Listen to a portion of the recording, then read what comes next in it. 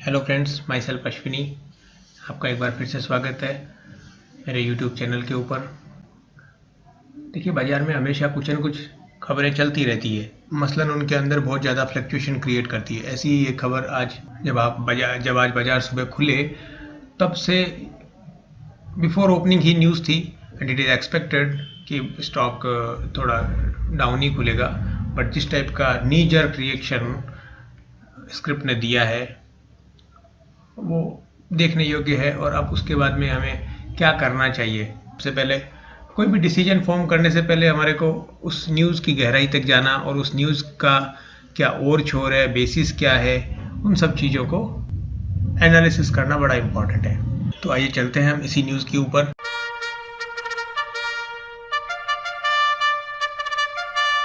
जैसा कि आप हेडिंग में समझ पा रहे होंगे कि ये न्यूज़ वेदांता रिलेटेड है। वेदांता आज सुबह लोअर सर्किट पर खुला था, 10% के lower circuit, back to back second और थर्ड लोअर सर्किट्स लगे इस शेयर के अंदर।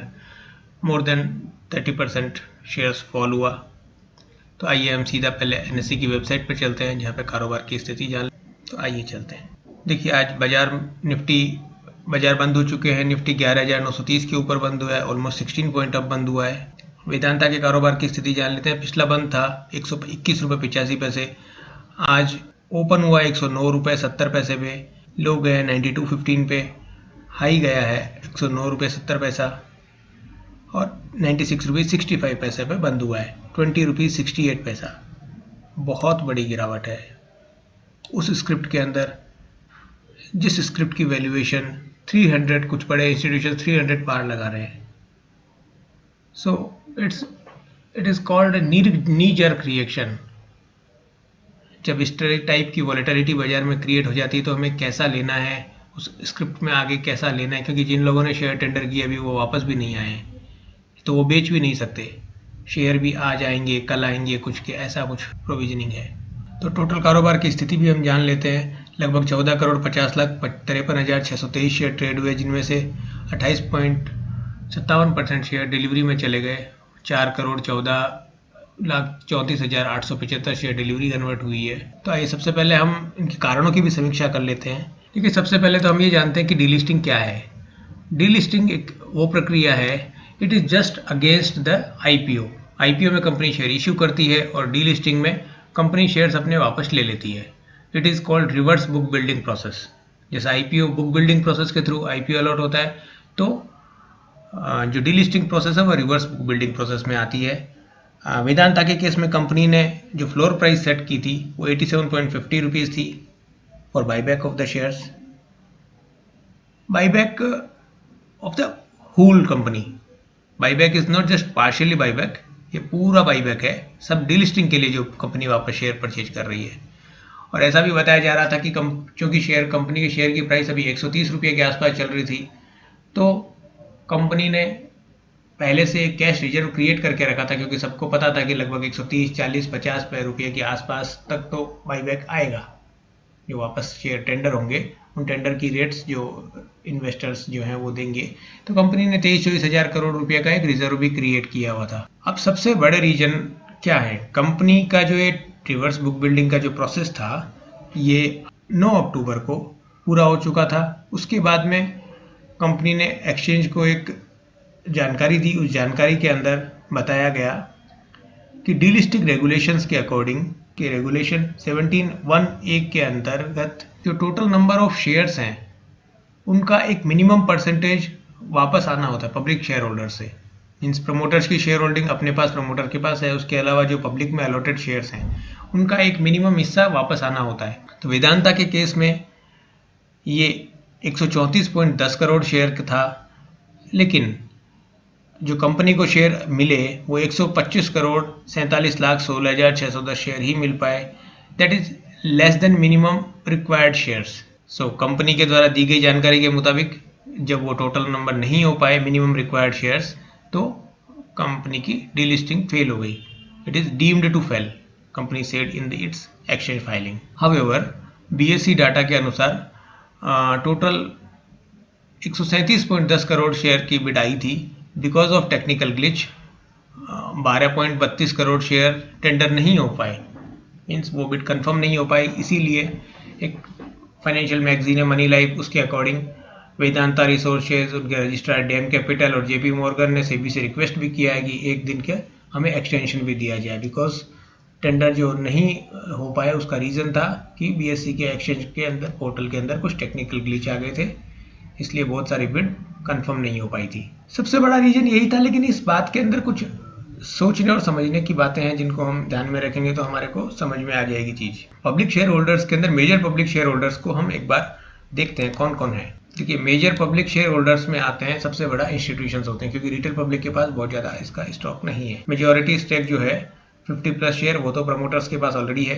उसके अलावा सबसे बड़ा इंस्टीट्यूशनल शेयर होल्डर है LIC ऑफ इंडिया, उसके अलावा ICICI प्रूडेंशियल, नॉन इंस्टीट्यूशंस में सिटी बैंक के पास में इनके 4.37% शेयर है। उसके अलावा HDFC म्यूचुअल फंड के पास में भी 3% शेयर है। SBI आर्बिट्राज फंड के पास 1.1% शेयर है। According to the reports, all other mutual fund houses and institutions are agreed to tender their share at the price range of 150 to 160. But surprisingly, LIC took a stand, और मैं इस बात को ऐसा कहूँगा कि रिटेल इन्वेस्टर्स के favour में उन्होंने अपना स्टैंड लिया, और रिटेल इन्वेस्टर भी नहीं बोले जाए तो इन्वेस्टर के फेवर में ये डिसीजन लिया कि जो वो अब 6.37% जो हिस्सेदारी है, 23,66,00,000 शेयर, वो 320 रुपए की रेट पे टेंडर करेंगे। तो अब कहाँ फ्लोर प्राइस 87 रुपये 50 पैसे, तो ये बात ही खत्म हो गई, क्योंकि वेदांता इस रेट के ऊपर लेगी तो वो अपनी आने वाली काफ़ी सालों की जो ग्रोथ है वेदांता के मैनेजमेंट और प्रमोटर अगर इस बात को एक्सेप्ट करते हैं तो वैसे ही चले जाएंगे, अगले 10 साल की जो ग्रोथ है वो टेबल पे पहले रख देंगे। So it is not going to sell. Company ने सारे अपने शेयर यानी पूरा अपना स्टेक टेंडर करने की लिए मन बना लिया, बट दे आर आस्किंग 320 रुपी पर share. It is 267% premium over the floor price. अब देखिए, यहाँ एक सोचने और समझने की बात यह है जिस बेस के ऊपर हम हमारा डिसीजन फॉर्म कर सकते हैं कि अब आगे क्या किया जाए। IPO तब लाया जाता है जब कंपनी को पैसे की ज़रूरत होती है, अपने बिजनेस को बढ़ाने के लिए, एक्सपेंशन के लिए, और कंपनी डीलिस्ट तब शेयर करवाती है जब उसको पैसे की ज़रूरत खत्म हो गई और ग्रोथ ही ग्रोथ दिख रही है। IPO आने के बाद से लेकर के अब तक कंपनी अपना पूरा जो काम है वो कर चुकी है, जिस पैसे को उन्होंने रेज किया था उस बेसिस के ऊपर। लेकिन जब अब कमाने की बारी आ रही है तो कंपनी डीलिस्ट करवाना चाहिए। They are seeing very good future, that's why they are delisting shares. But वो सारी मलाई वो खुद ही खाना चाहते हैं, यही मतलब हुआ इस बात का। तो LIC ने स्टैंड क्या लिया कि आप मलाई खाना चाहते हो, ठीक है, बट अगले कुछ सालों की मलाई हमें भी खिला के जाओ, क्योंकि हम भी इन्वेस्टेड हैं। हालांकि सेबी से एक दिन का एक्सटेंशन और मांगा है कंपनी ने, बट अगर वो एक्सटेंशन मिल भी जाता है तो भी क्या कंपनी 320 रुपये की शेयर देने पर राजी होगी? अगर हाँ तो ठीक है, बहुत अच्छी बात है, बट ऐसा होता नहीं दिख रहा है। तो आवर सजेशन इज़ 2 दिन लगते हैं टेंडर शेयर वापस आने में, और हमारे को जब वो शेयर आते हैं, शेयर ऑलरेडी जैसा फ्लोर प्राइस कंपनी ने सेट किया था उसके आसपास ये 10 रुपया ऊपर है, 10% ऊपर है, तो कोई चिंता की बात नहीं। जिन्होंने इन्वेस्ट किया था लिवरेज पे थे, नो डाउट है, बट उसके अलावा ये और इसी की सब्सिडरी कंपनी जो इनकी कैश काऊ है, इनकी कैश काऊ कौन है? हिंदुस्तान जिंक।